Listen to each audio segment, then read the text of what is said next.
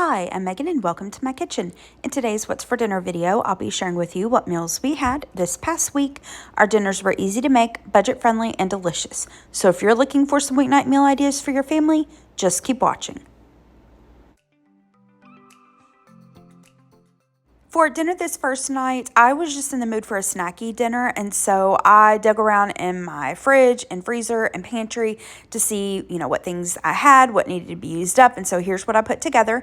I had some arugula, prosciutto, and some honey goat cheese in my fridge, so I made a crostini. I've shared this before on my channel. I'll link it down below, but it's just toasted baguette and then some softened goat cheese. You can use whatever flavor you like. I like the honey goat cheese, a little fig jam, some prosciutto, a little bit of arugula, and then drizzle with balsamic glaze. Oh, it is delicious.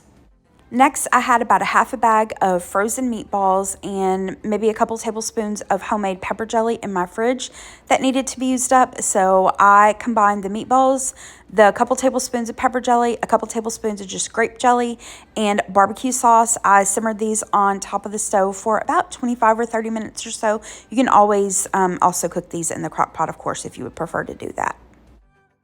Next, I made pizza dip. I have also shared this before on my channel. I'll link that video down below, as well as the video where I show how to make the homemade pepper jelly that we used for the meatballs.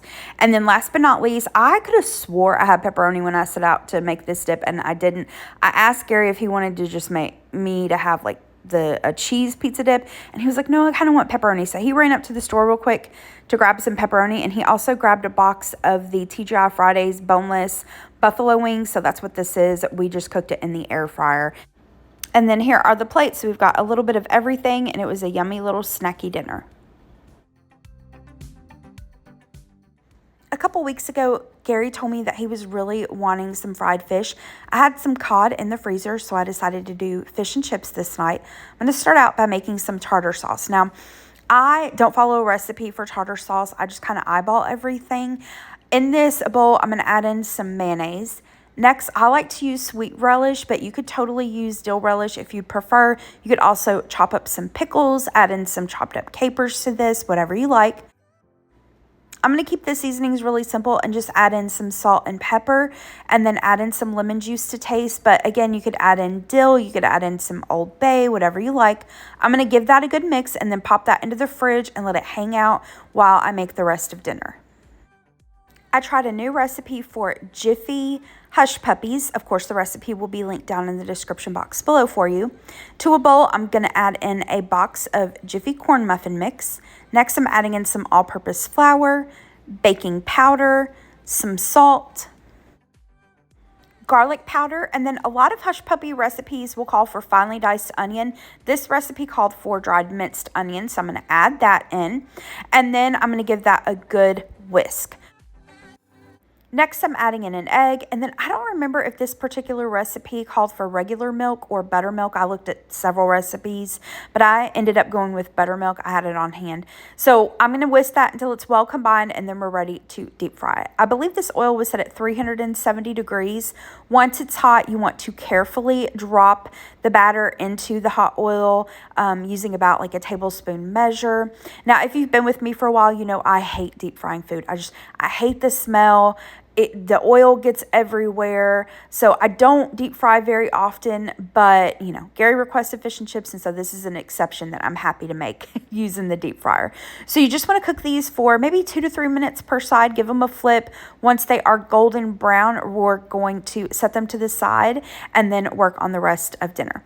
So for the battered fish, I, of course, will link the recipe down below. I've got some cod here. You could use halibut. You could use pollock. Any kind of whitefish would work. I've seasoned both sides of it with some Old Bay, and now we're going to work on the batter. In this bowl, I have got some all-purpose flour, then some cornstarch.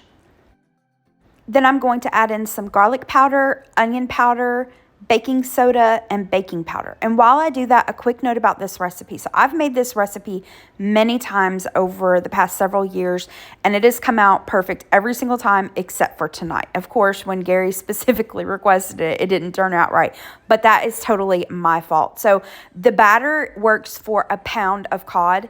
I didn't pay attention to the fact that I actually had 2 pounds of cod. And so here in a minute, when I mix up the batter completely, you'll see I keep adding the water because I was like, that's not enough for the fish. And so I added more water and it made it super, super thin to where it wouldn't stay on the fish. So don't do what I did. If you've got 2 pounds of cod, double your recipe. I added salt, Old Bay, and then for the liquid, you can use water. I believe that's what the recipe calls for. You could also use beer. We're not drinkers, so I don't normally keep beer on hand, but I do almost always have sparkling water because Gary loves it, so I like to add sparkling water. Really, anything with a little bit of carbonation is going to give you a really nice batter. Like I said, just don't make it as thin as what I did. So you want to coat both sides of your fish in that batter, and then we're going to deep fry it. Again, this oil was about 370, 400 degrees. Just takes a couple minutes on each side, not very long for fish at all. Here's the finished fish. I know it may not look that bad on camera, and it wasn't. I mean, it was good. It just, the batter on several pieces of the fish did not stick very well. Once I got the first batch of fish cooked, I realized what I had done, and I thickened up the batter, and then it worked a lot better. Now, while I was doing like the hush puppies and the fish and the fries, what I did was I took some cookie sheets, lined them with wire racks, and as I fried the items, I put it on the wire rack and kept it in a 200-degree oven to keep everything warm. And then these are just some Walmart crinkle cut fries that I fried up as well.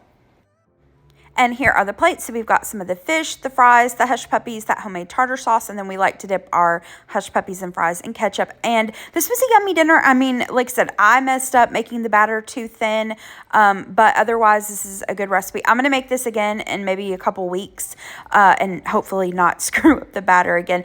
As far as the hush puppies go, so I liked the flavor and the inside texture of the hush puppies, but for me personally, I felt like the outside of the hush puppy was, I don't know how to explain it, like almost dry and too crunchy for my liking. I don't know if that makes any sense, but I'm gonna try another hush puppy recipe. If you have a good hush puppy recipe, let me know because I'm definitely on the hunt for one. But yeah, that was dinner this night. All right, before I get into the dinner for the next day, I'm going to make a quick disclaimer because the last time I made this and shared it on a video, I got 2 comments saying that I was trying to like decimate the Hispanic culture and I don't even know what else. But disclaimer, 1, I did not create this recipe. 2, this recipe really is neither a taco nor a pizza. It's just called taco because that's the toppings and everything are what a lot of Americanized versions of tacos have, and then pizza as in just some sort of a crust with toppings on it. So it's not meant to be an insult to either the Hispanic culture or the Italian culture. It's just a recipe.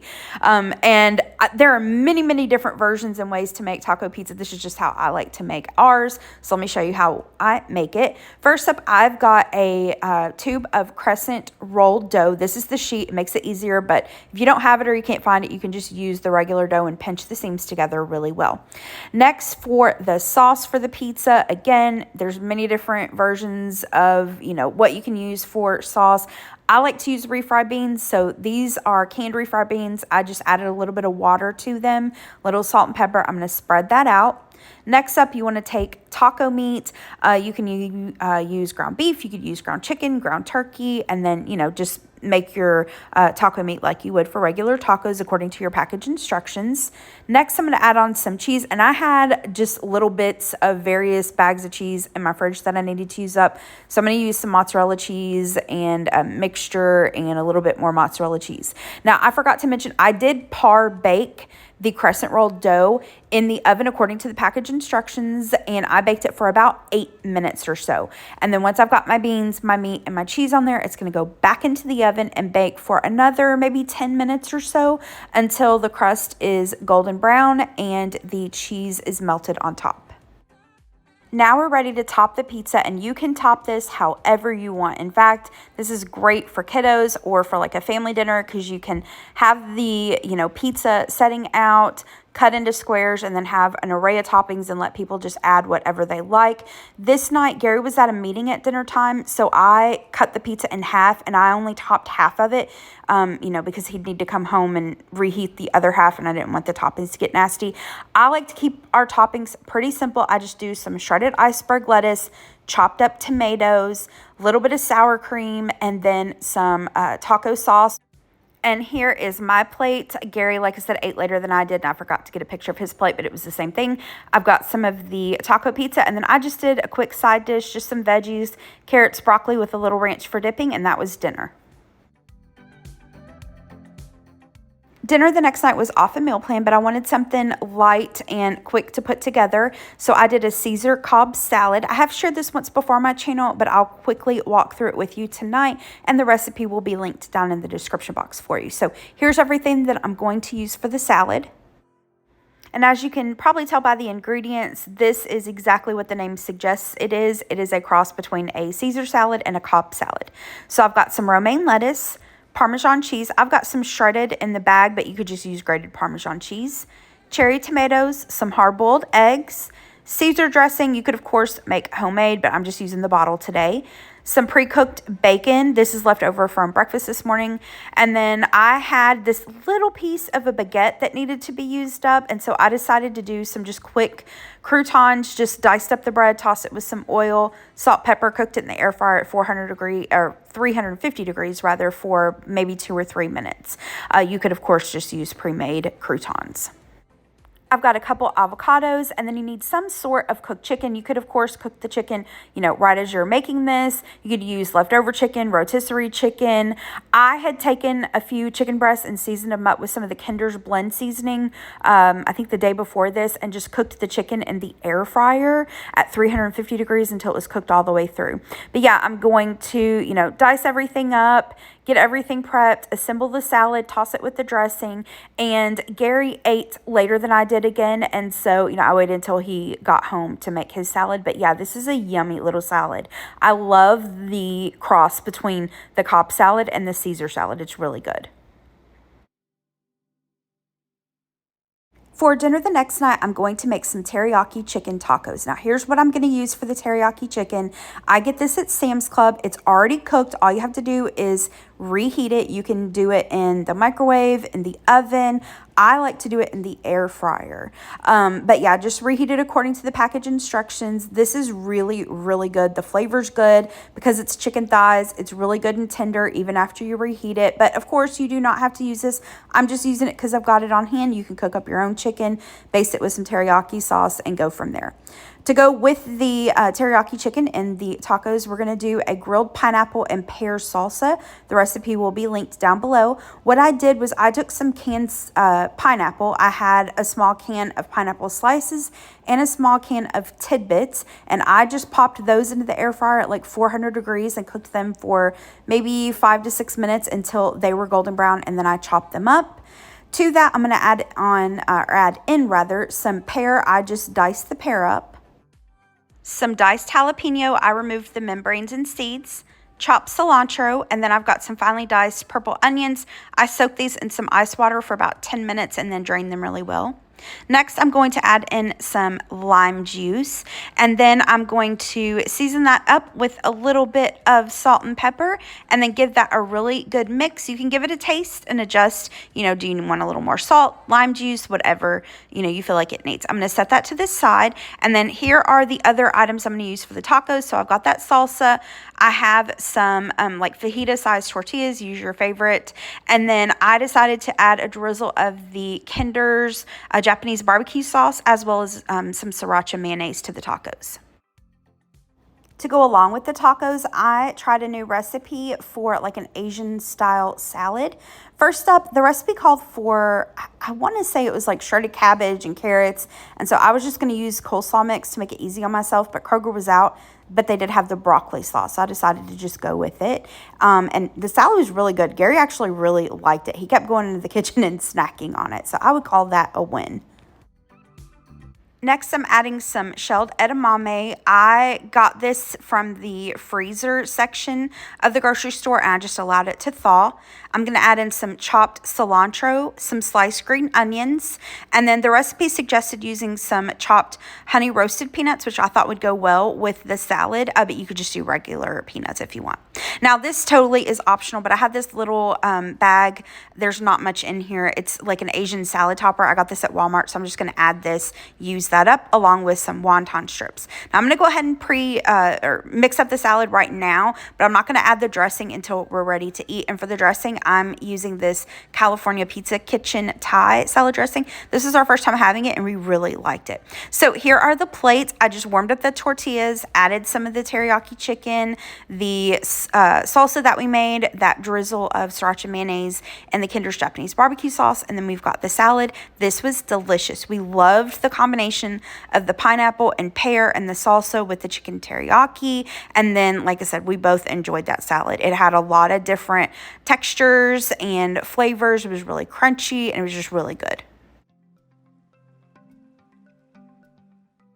For dinner the next night, I apologize, I did not get pictures, but I was kind of like trying to clear out my refrigerator and pantry, and I had crap all over my counters. And I've mentioned before, I don't actually have a large kitchen in the sense of like counter space, and it was a hot mess, and I was just like, yeah, not taking pictures tonight. But Gary grabbed us some Mexican takeout. I just had a taco salad, and he had a steak quesadilla, and that was our dinner that night. For the last dinner in this week's video, it was off a meal plan, but I was really just wanting like a Southern meat and three type dinner. So I decided to do some quick chicken and dumplings. I'm going to start out though by making some green beans. So in this skillet here, I've got a little bit of bacon grease. I had already had some leftover bacon I'd cooked up earlier. So I just, once the bacon grease had melted, I added in the cooked up, pre-cooked chopped bacon. To that, I'm going to add in a couple cans of green beans. I have these, they call them Shelly green beans, but it's basically green beans with pinto beans. I haven't had these in years and years and years. In fact, I haven't even seen them in a store in a long time, but Mom and I saw them at Save-A-Lot when we were in Kentucky a couple months ago, so I grabbed a couple cans. And I did drain the green beans, by the way. Next, I'm going to add in some onion powder, garlic powder, salt, pepper. Next, I'm going to add in some chicken broth. Normally, I just use water and chicken bouillon powder, but I had broth on hand today for the chicken and dumplings. So I'm just going to add that, give this a stir, bring this to a boil, and reduce this to a simmer for about maybe 45 minutes to an hour or so. Now, to another side, I'm going to make some quick glazed carrots. In this little saucepan here, I'm going to add a pat of butter. Some of the canned carrots, I did drain off the water. I'm going to add in a little bit of salt and pepper. And then I like to do a mixture of a little drizzle of honey and a little tiny bit of brown sugar. I like the flavor of the honey, and then I like the different kind of sweetness that the brown sugar brings. Give this a stir and then cook this on medium heat for about 15 to 20 minutes or so until you'll see the butter and the juices from the carrots and then the sugars create like a glaze. Now, I decided to doctor up some canned turnip greens in my pantry. Really needed to use up this can, and Gary doesn't love green beans, so I decided to doctor these up for him. Now, I didn't drain the turnip greens, but you can if you want to. I'm going to add a little bit of fat. I mean, you could add butter or a little oil. I had the bacon grease out, so I added just a tiny little bit, not even a tablespoon. I'm going to season these up with some onion powder, garlic powder, salt, and pepper. I'm just doing this to taste, and you can add whatever seasonings you like. You can add some vinegar to this if you want, but Gary always adds some pepper vinegar at the end. So to kind of balance everything out, you know, knowing he's going to add that vinegar, I'm going to add just a tiny little bit of brown sugar, again, not even a tablespoon. Once again, like with the other sides, we're going to bring this to a boil, reduce it to a simmer, and cook them for about maybe 15 to 20 minutes or so. You're really just warming everything through and letting all the flavors come together. Now for the chicken and dumplings. I'm going to add some chicken broth to a big pot, and then I didn't have as much as what I wanted, so I'm going to add in some water. I ended up adding a little too much water, and I'll thicken it up with the cornstarch slurry later on, but I'll show you that. So I added a little more water, and then I added some bouillon powder just to kind of account for the fact that I didn't use all chicken broth. I added in just the regular water. I'm going to give that a whisk, and then stir in a can of cream of chicken soup.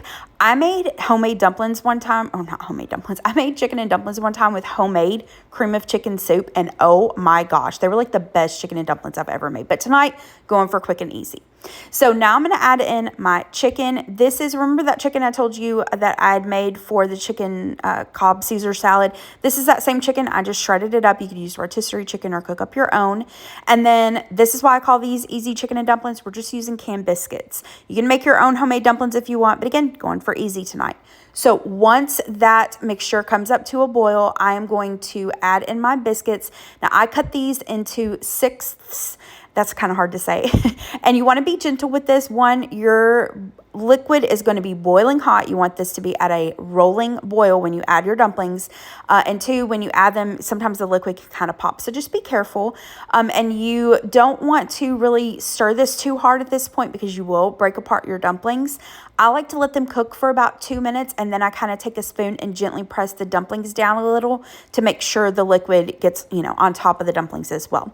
So you want to cook these for about 10 to 15 minutes or so until the dumplings are tender and they're cooked all the way through. The best way to know if your dumplings are done or not, pull one out, cool it off a little bit, give it a taste. And once the dumplings are tender, that's it. You're ready to go. So there were the finished dumplings, and then we've got the turnip greens, the glazed carrots, and then the green beans. And then I had an heirloom tomato I'd bought at Kroger that needed to be used up, so I sliced that up, and here are the plates. So we've got, Gary has the turnip greens, I've got the green beans, we've got some of the glazed carrots, the sliced tomatoes, I added a little bit of salt and pepper to the tomatoes, and then the chicken and dumplings, and this just totally hit the spot. It was exactly what I was craving.